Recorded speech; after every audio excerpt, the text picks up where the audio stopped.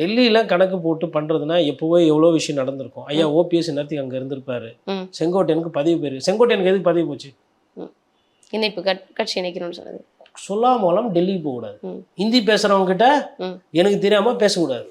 அவள்தான் அதோட இது. ஹிந்தியுமே போல் சீட்டு இதுதான் நடந்துச்சு. அன்னைக்கு கேசிபி சாருக்கு என்ன எதனால பதவி போச்சு?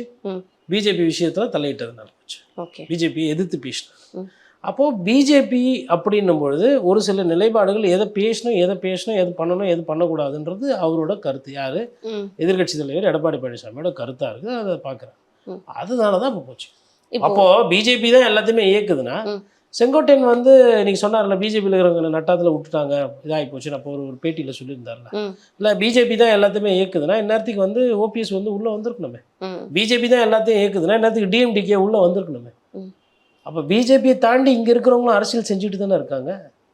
பியூஷ் கோயல் எதுக்குங்க 3 நாள் வந்து இங்கே தவமாக இருக்கிறாரு? அவ்வளோ எல்லாமே கரெக்டாக இருந்தா மிரட்டியில் பண்ணிட்டு போயிட்டே இருப்பாங்க. சரி, இப்போ விஜய் பற்றி பேசும்போதும் பிஜேபியோட பேர் சொல்லப்படுது. அப்படிலாம் ஒன்றும் அசுர பலம்லாம் பிஜேபிக்கு வந்து இங்கே மக்கள்லாம் கொடுக்கல. அவங்க கிட்ட இருக்கிறது இந்த அமலாக்கத்துறை.